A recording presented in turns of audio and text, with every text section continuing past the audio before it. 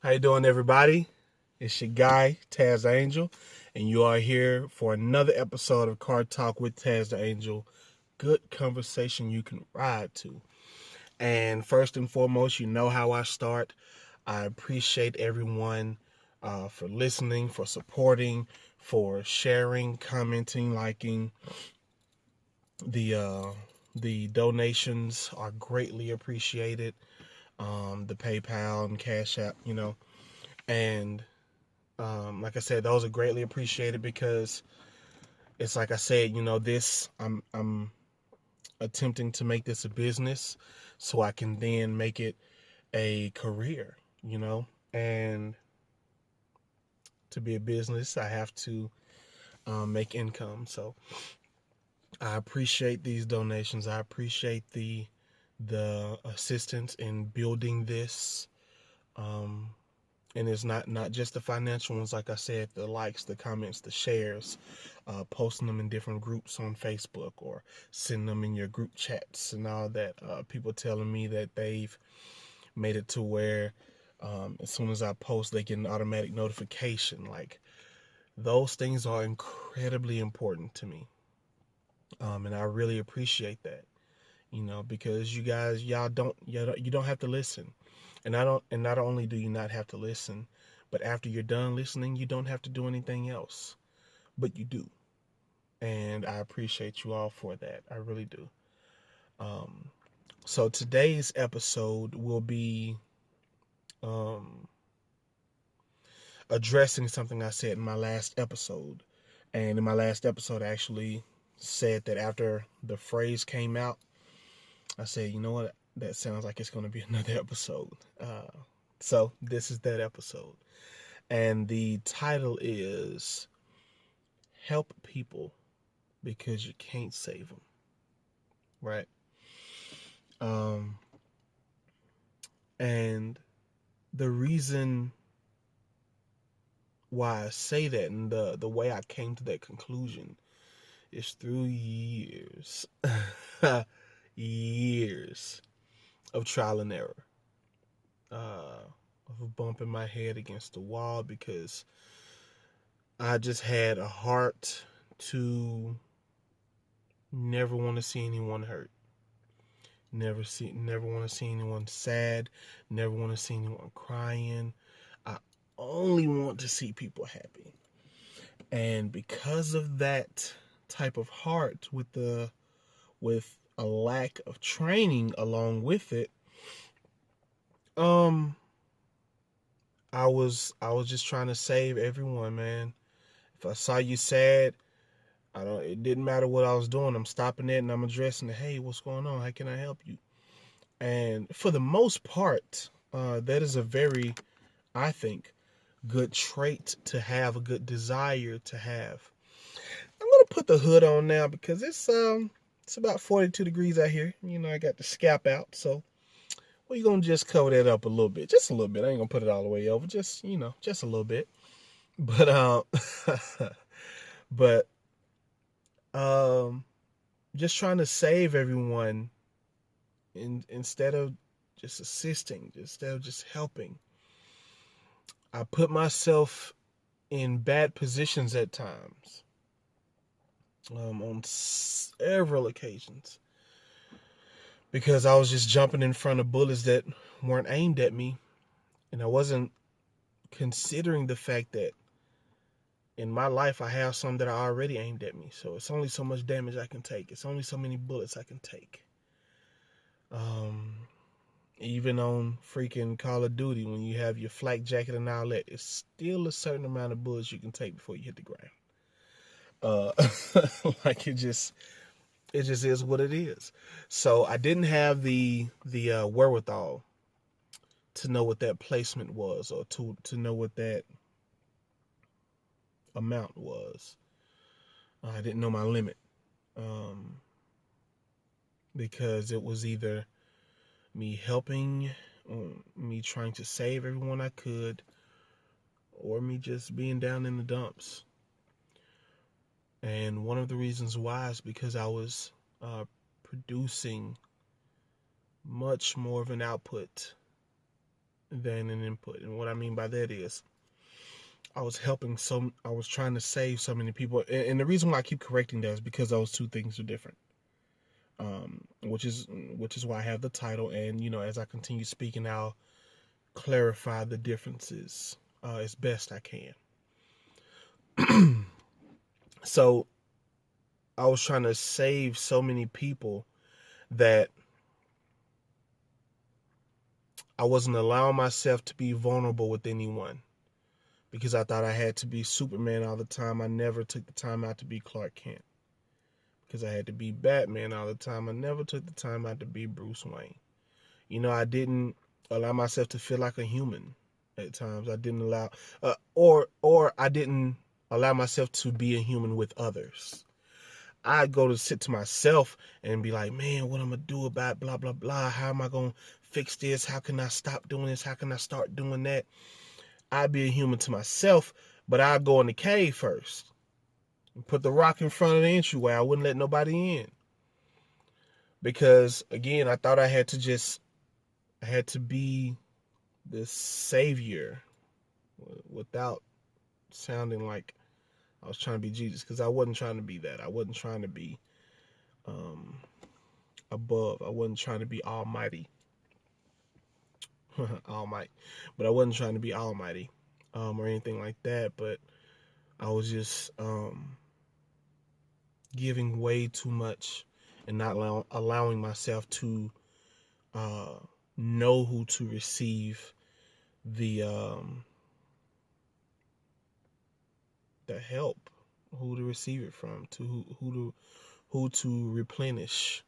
When I was drained, I didn't know who to go to for that, and it was just it was a lot of difficult times because I'm a very literal person, but I have been able to make a few adjustments. But when I first started doing this, there were no adjustments. So it was pretty black and white. And in my mind, I thought, well, if I'm helping this person, I can get help from them. But I didn't know about the different areas, because in my mind, it's like this. This is the way I thought. If someone calls me and says, hey, man, I need $50 to put on my water bill, I can't ask that very same person, can I get $100 from them to put on my light bill? Because they're in need. I gotta save them. I gotta make sure their electricity, their water don't get cut off. What about my light stove? But I couldn't go to that person. So because of that extremely black and white way of thinking that I was in at that time, I didn't know that there were more variables in the equation. I didn't know that there were more things to factor in. Like as an example, someone who may have an issue controlling their anger, I can't get help from them about anger management. However, I may be able to get help from them with financial management. If I'm too frivolous of a spender, and as soon as I get a check, I start buying stuff, and then, let me take care of these bills. And now because of my purchases, I don't know if I'm going to be able to cover all the bills when I actually had more than enough money to begin with. That person who has anger issues, excuse me, may be able to help me with that, because those are the completely different areas. Yet at the same time, there can be contributing factors to the primary issue, right? So say you have someone who is an angry drunk and also an alcoholic. So you may be trying to help them manage their anger, but that's when they're sober. But once you add the alcohol in the mix and they become the angry drunk, now some of those things have to change. So the primary focus can't only be how to manage the anger in the sober mind. It has to be, hey, maybe if we lessen the amount of this over here won't happen so much. You know what I mean? So because of these things that can kind of contribute to other parts of our lives, it can get real murky in those waters. In the words of Raymond Reddington, it can be quite the sticky wicket. That is such a funny term to me. Sticky wicket. I'm gonna keep that one. That one's gonna be more of a more commonly used thing for me. I'm keeping that one. Sticky wicket. Anyway, so because of those things, man, you can be in quite the sticky wicket. Because before I can figure out all of those things in you, I gotta find those things out in me first. Like, I gotta find out what takes me from here and gets me over here in 5 seconds. But why is it when I'm right here? And for the people in the audio only, for the people audio only, you won't see these. I'm giving examples with my hands. I'm sorry. I'm just saying here. But why does it take me forever to get from here to there? I can get there super fast, but what slows me down here? I got to find out all of these things. So I have to be able to identify those accelerators and decelerators in my own life before I can say, hey, this is what's going on with you. You know, it's just like how some people say you have to love yourself before you can love someone else. I believe that 100% because if I don't properly know how to love myself, how can I properly love someone else?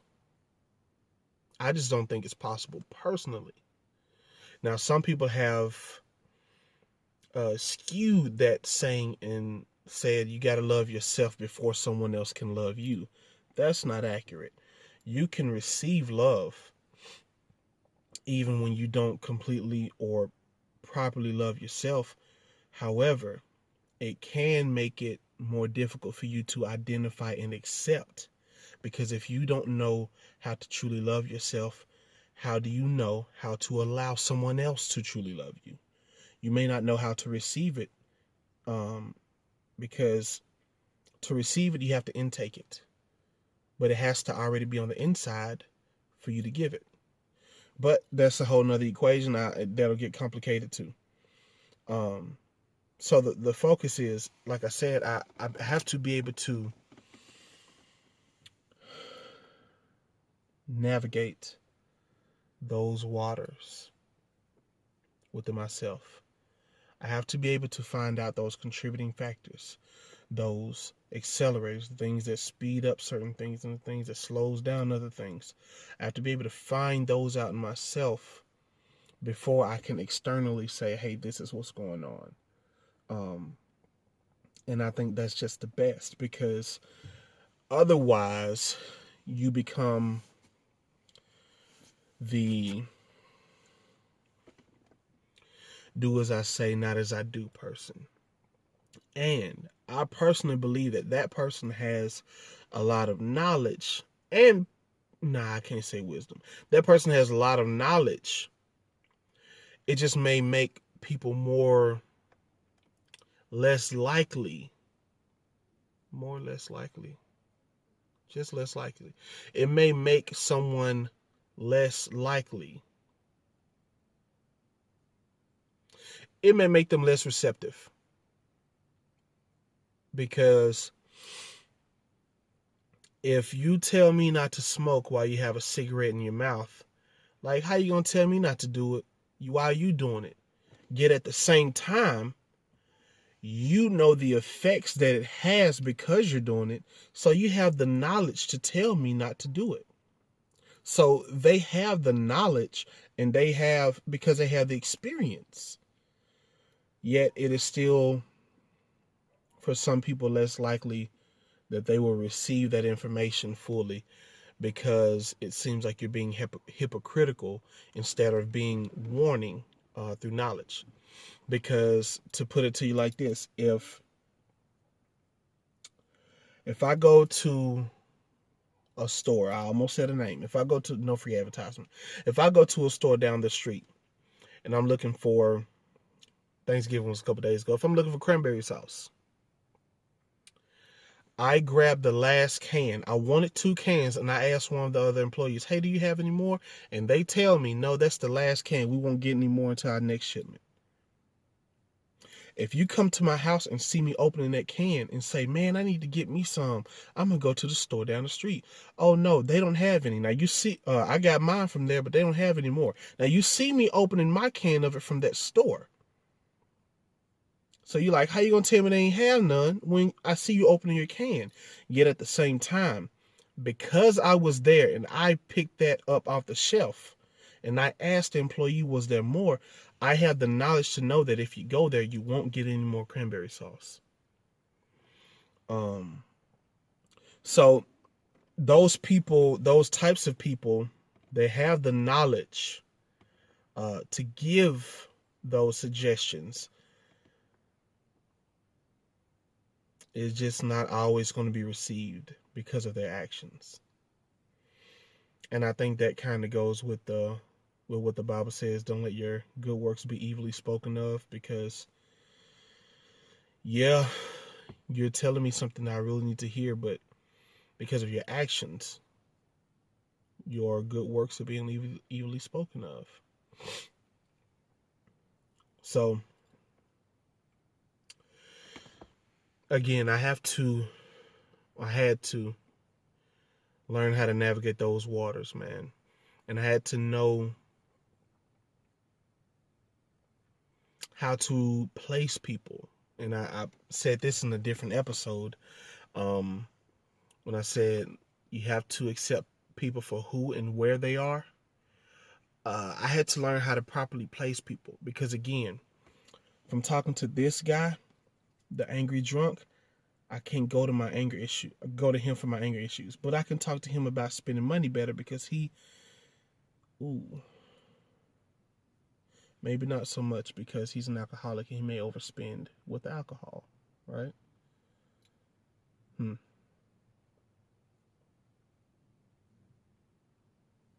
So I may have a guy who is an angry drunk, but he's still, for the most part, financially responsible. He has a good amount of money. He only buys a certain amount or whatever. So he doesn't buy in excess. He drinks in excess. And those can kind of go in hand in hand, but not always. So I may be able to get, I may not be able to get anger management tips from him, but I may also be able to get the financial advice. Whereas this person, who is usually calm and broke, I may not be able to get money advice from them, but I have the ability to get that anger advice from them. So I had to learn to place people like, and if you only listen in the surface, it sounds like I'm placing people to use them, but I'm not using them. I'm utilizing them, right? Because it's no different to me. But I guess it's my athletic background. It's no different than putting people in their right position on the field. Tom Brady is arguably the best quarterback to ever play in the NFL. But if you put him on wide receiver or at wide receiver and make him play that for a whole game, you may never hear his name. That's not his strong area. That's not his strong suit. He is not meant to catch the ball. He is meant to throw it. So because of that, if you just take him from right here at quarterback and put him outside with a corner, you may never hear his name. Heck, if he was placed there in high school and college, he may have never even made it to the pros. But because he was properly placed, he is definitely a future Hall of Famer. And like I said, arguably the best quarterback to ever play the game. Well, to play in the NFL. So it's about placement, proper placement. Knowing where their strong suit is and not asking them to veer outside of that. And you have people who are versatile. You have people who are like Michael Vick, who can throw pretty accurately and can also outrun a great deal of people on the field. So you may actually line him up as a running back or or give him a play to where he's carrying the ball like a running back. You may line him up outside as a receiver because he has the ability to possibly outrun whoever's covering him. So it's about placement. Some people have more than one strong suit. They have more than one ability. They have more than one thing that they can be beneficial in. And those are the people that you allow to be in that area. Those are the people you go to in those areas when you're seeking help. But you can't. You have to properly place them. Because if you put your Tom Brady out of receiver, you may never get the help you need. You may never get the help you need. So, properly placing people in your life. I said lives. I want to say lives, but then I changed it to wanting to be in singular. So, knowing where to place people properly in your life will greatly help you. So the difference between helping and saving.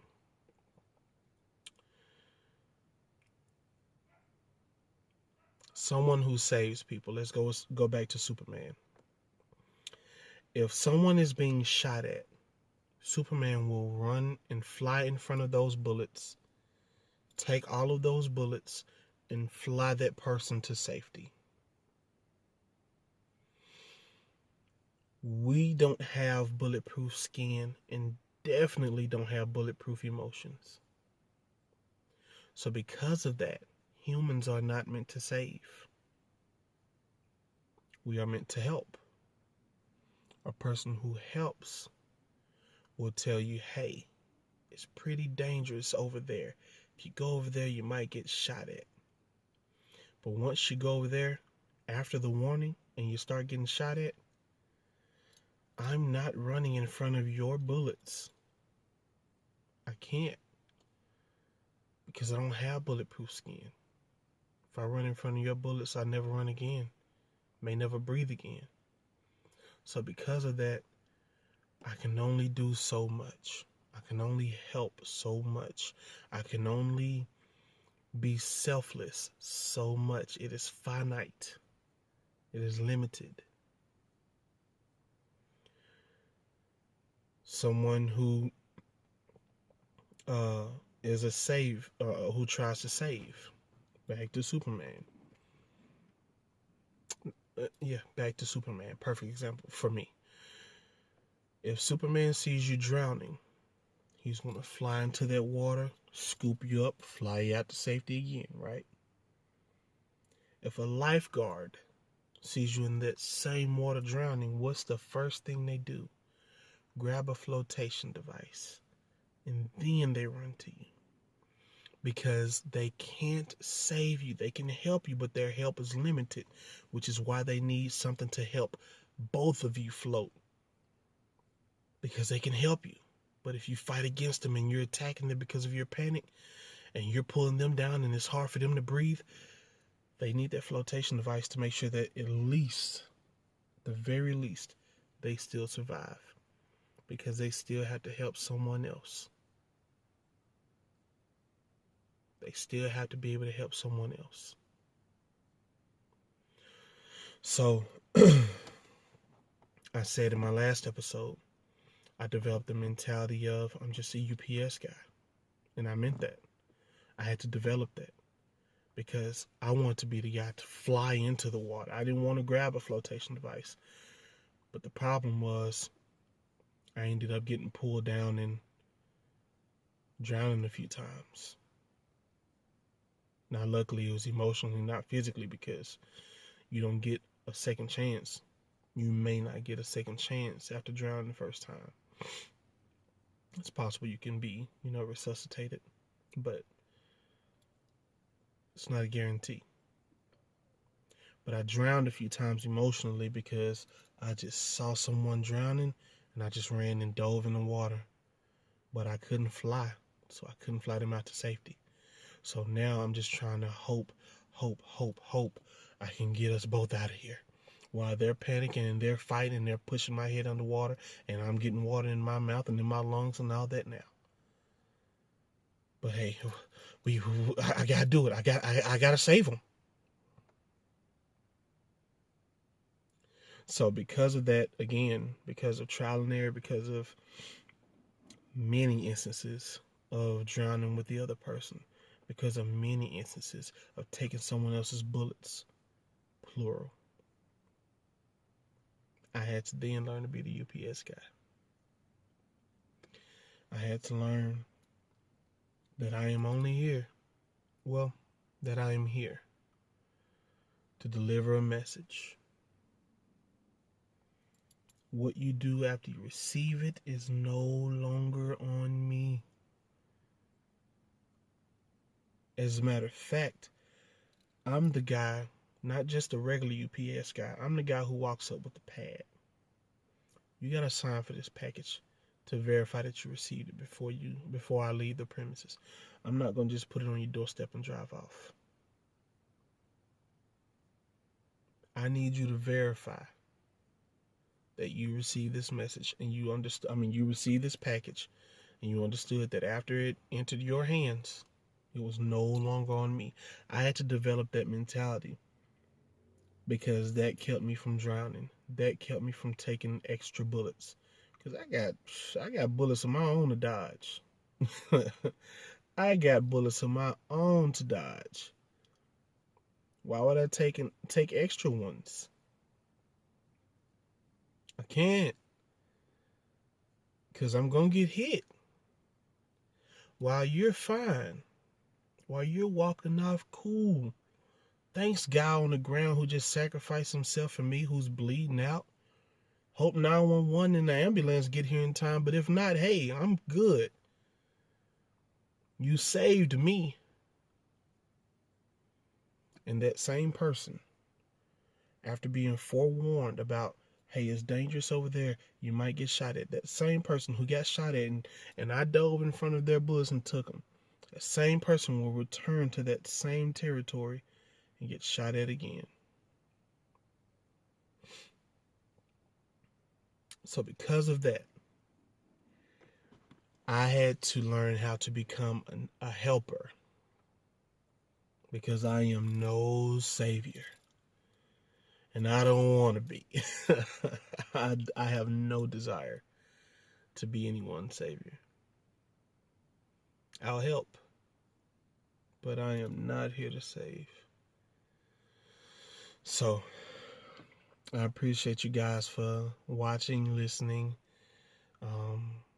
sharing, commenting, cash apping, PayPaling,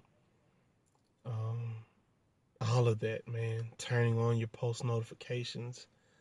I appreciate all of that. I do. Because we are growing. And I personally look forward to seeing what we can become. Because I think we've started pretty good, pretty well. I think we've done pretty good so far. And to know that we're about to get bigger and better, that's a plus for me. So, I appreciate you guys for your time. I thank you. This has been another episode of Car Talk with Tazz the Angel. Good conversation you can ride to. And I'm out. Peace.